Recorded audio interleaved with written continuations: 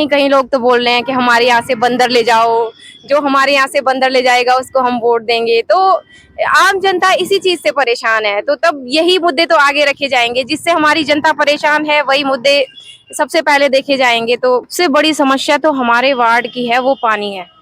पानी की समस्या सबसे बड़ी बन रखी है इस वार्ड में। फिर दूसरी समस्या भी पानी से ही संबंधित है, जैसे निकासी की। जब इतनी समस्याएं अभी तक हैं तो पूर्व के प्रतिनिधियों ने फिर किया क्या है? सर वो तो अब उन पता नहीं क्यों नहीं किया उन्होंने इतनी समस्याएं, क्योंकि ये हमारी भी खुद हमारी व्यक्तिगत समस्याएं हैं। ये किरण पंवार जी का जो घोषणा पत्र है उसे देख रहा था, तो जब मैं इसे पढ़ने बैठा तो मुझे एक बार ये लग रहा था कि कहीं किरण जी अध्यक्ष पद की प्रत्याशी तो नहीं है। आपने तमाम चीजें इसमें लिखी हुई है, किस तरीके से इस घोषणा पत्र को अगर आप सभासद के तौर पे चुने जाते हैं तो पूरा करवाने की कोशिश करेंगे? नमस्कार, मैं हूं सुनीत चौधरी और आप देख रहे हैं पहाड़ी सफरनामा। मेरे साथ इस समय वार्ड संख्या 7 से जो सभासद पद की प्रत्याशी हैं किरण पंवार जी, वो मौजूद हैं। और वार्ड संख्या 7 में इस समय मैं मौजूद हूं, भाणाधार में। और इस वार्ड में इसलिए भी मैं पहुंचा हूं क्योंकि नगर पालिका क्षेत्र के अंतर्गत मेरा भी जो आवास है वो वार्ड संख्या 7 में है। तो कहीं ना कहीं मुझे भी अपना वार्ड सदस्य चुनना है। किस तरीके से वार्ड सदस्य सोचते हैं वार्डों को लेकर के, पहले मैं एक झलक आपको दिखा देता हूं, उसके बाद बातचीत करूंगा मैं किरण जी के साथ। ये ठीक सामने देख सकते हैं आप, भाणाधार का ये हिस्सा है और सच्चिदानंद नगर का जो हिस्सा है वो ठीक इसके दूसरे छोर पे है। यहाँ से अगर आप देखेंगे तो पूरा एक खूबसूरत सा कस्बा मैं इसे कहूँगा यहाँ पे है। और इसी वार्ड में अगर देखा जाए तो रुद्रप्रयाग की तमाम सांस्कृतिक हों, आर्थिक गतिविधियां हों, राजनीतिक गतिविधियां हों, उन्हीं सब गतिविधियों का जो केंद्र है वो गुलाबराय का मैदान है।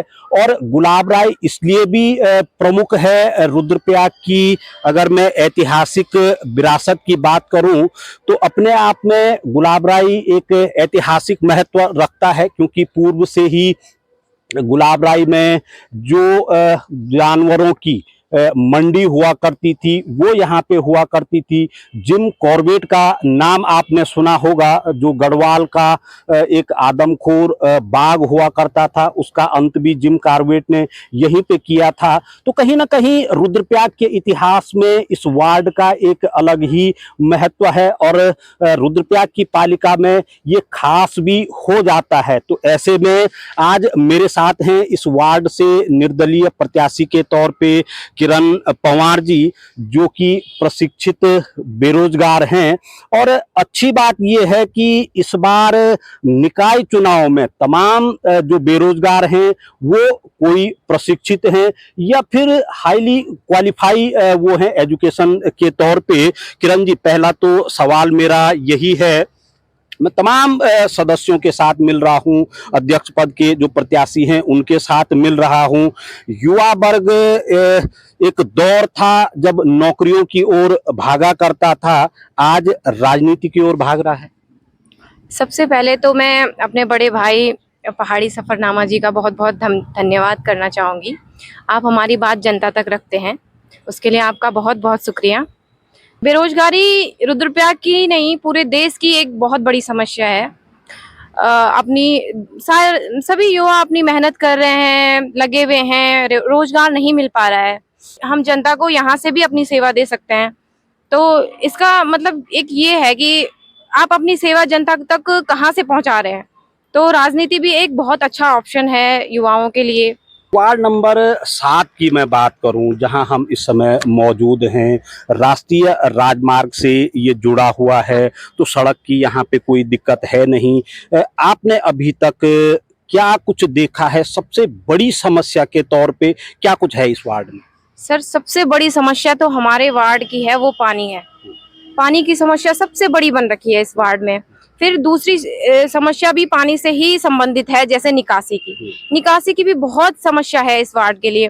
तो पानी से संबंधित समस्या भी हम सोच रहे हैं कि अगर भविष्य में अच्छा हो जाता है सब, तो विभाग से इसके बारे में भी बात की जाएगी, क्योंकि जब से ये एनएच का काम चला है, राष्ट्रीय रेल मार्ग का काम चला हुआ है, तब से जो हमारा एक स्रोत था गुलाब राय में पानी का, वो भी सूख चुका है। तो इसके बारे में पानी की समस्या सबसे पहले सुलझाई जाए, फिर उसके बाद निकासी की है। बहुत सारी लोगों की अलग अलग समस्याएं हैं, बहुत सारे आजकल हम प्रचार में जा रहे हैं तो पता चल रहा है कि कई माता बहनों को प्रॉब्लम होती है यहाँ से, जैसे सिलेंडर ले जाने में, सिलेंडर घर तक नहीं ले जा पा रहे हैं वो, कहीं जगह पे रास्ते ही नहीं बने हुए, टूट फूट हो रखी है, रेलिंग नहीं लगी हुई है, स्ट्रीट लाइट नहीं है, कहीं पे सफाई कर्मचारी पहुंच नहीं रहे टाइम पे, रास्ते गंदे पड़े हुए हैं, कोई साफ सफाई, झाड़ियां अलग से हैं रास्तों में, झाड़ियां साफ करने के लिए कोई नहीं आ रहा है। वो अपना खर्चा मतलब जो महीने का नगर पालिका लेती है वो प्रॉपर दे रहे हैं, पर वहाँ उनका कोई जा ही नहीं पा रहा है। जो कर्मचारी नगर पालिका ने रखे हुए हैं वो समय समय पर नहीं पहुंच रहे हैं। तो ये समस्याएं हैं, छोटी भी नहीं बोल सकती है, आम जिंदगी के लिए बहुत बड़ी समस्याएं हैं ये। नहीं, वार्ड के लिए तो हाँ। यही समस्याएं हैं हाँ और जी, यही हाँ जी। सबसे बड़ी हैं। हाँ जी। जब इतनी समस्याएं अभी तक हैं तो पूर्व के प्रतिनिधियों ने फिर किया क्या है? सर वो तो अब उन पता नहीं क्यों नहीं किया उन्होंने इतनी समस्याएं, क्योंकि ये हमारी व्यक्तिगत समस्याएं हैं, ये पानी को लेके, निकासी को लेके। बाकी समस्याएं तो नहीं बोलूंगी, पर और पानी और निकासी की समस्याएं तो हमारे वार्ड में मतलब बहुत ज्यादा है। तो इस समस्या को लेके मैं थोड़ा वो हूँ। अब जैसे हमारा ये गुलाब राय मैदान है, बच्चों के लिए बहुत अच्छा साधन है ये यहाँ पे, इसमें भी बच्चों के लिए कोई सुविधा नहीं है। आम जनमानस जैसे हमारी जनता सब लगे रहते हैं कि मतलब कुछ होता, अगर जिम के डेली बेसिस पे बोल रही हूँ मैं, कुछ लगा देते, फील्ड की रेलिंग कर देते, वहाँ लाइटिंग अच्छे से कर देते, हमारे लिए बहुत अच्छा। हमारे पूर्वजों का धन है ये, हमारे पूर्वजों ने इतना अच्छा छोड़ रखा है, तो इसको संवार के रखें। अब जहां तहां सरकारी काम चल रहे, कभी कहीं से डंपिंग माल आ रहा तो ऐसे ही फेंक दे रहे सड़क में, वो मैदान में पत्थर आ रहे, उसके साथ दुनिया भर के बच्चे डेली बेसिस पे जा रहे हैं खेलने। इतना अच्छा मैदान है, उसकी हमारी धरोहर है वो, उसको हमको अच्छे से रखना चाहिए मतलब ना। तो ये लोग नहीं कर पा रहे हैं मतलब जैसे। तो मैं सोच रही हूँ कि भविष्य में अगर मैं बनती हूँ तो इन सब चीजों पे मेरा प्रमुख फोकस, ध्यान केंद्रित मतलब इसी तरफ रहेगा, अपनी जनता को इसके लिए वो हो सके थोड़ा ना। हाँ जी। अच्छा, मैं इनका किरण पंवार जी का जो घोषणा पत्र है उसे देख रहा था, तो जब मैं इसे पढ़ने बैठा तो मुझे एक बार ये लग रहा था कि कहीं किरण जी अध्यक्ष पद की प्रत्याशी तो नहीं है, क्योंकि आपने इतना कह सकते हैं बड़ा जो घोषणा पत्र है वार्ड संख्या 7 को लेकर के, और सबसे अच्छी बात ये है कि इसमें जो प्रत्येक बिंदु हैं, जिन बिंदुओं पे वार्ड में चर्चाएं होनी हैं, वो सारे अलग से आइडेंटिफाई किए हुए हैं। तो संभवतः मुझे गिनती करने की आवश्यकता नहीं होगी, मैं सिर्फ इसी को देख के बता देता हूं। जो हाइलाइटर हैं, स्वास्थ्य पे ये काम करना चाहेंगी, 4 बिंदु इन्होंने रखे हुए हैं, शिक्षा पे 2 बिंदु रखे हुए हैं, रोजगार पे 2 बिंदु रखे हुए हैं, जन सुविधाओं के ढांचागत विकास को लेकर के 2 बिंदु रखे, 2 नहीं इसमें तो ज्यादा है, 15 बिंदु इसमें रखे हुए हैं। वार्षिक जो रिपोर्ट होती है वो इसमें इंक्लूड की गई है। तो तमाम कहते हैं ना कि एक अगर अपना कोई खाका तैयार करना हो, ब्लूप्रिंट तैयार करना हो, तो पूरे वार्ड का 1 वर्ष का जो ब्लूप्रिंट है वो इस घोषणा पत्र में दिखाई देता है। ये इनका एक छोटा सा पॉम्पलेट भी है, ये आप देख सकते हैं। घंटी का चुनाव चिन्ह इनका है। वार्ड सदस्य को लेकर के 4 प्रत्याशी इस वार्ड में हैं।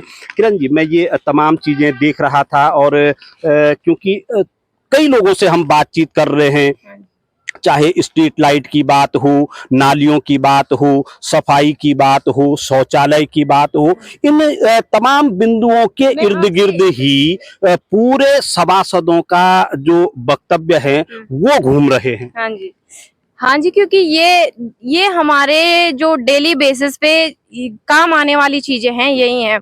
हम आजकल वार्ड में घूम रहे हैं तो हर जगह यही प्रॉब्लम आ रही है सबके उससे, कि हमारे यहाँ पे नालियाँ नहीं हैं, हमारे यहाँ पानी की असुविधा होती है। कहीं कहीं लोग तो बोल रहे हैं कि हमारे यहाँ से बंदर ले जाओ, जो हमारे यहाँ से बंदर ले जाएगा उसको हम वोट देंगे। तो आम जनता इसी चीज से परेशान है, तो तब यही मुद्दे तो आगे रखे जाएंगे, जिससे हमारी जनता परेशान है वही मुद्दे सबसे पहले देखे जाएंगे। तो ये है इसका।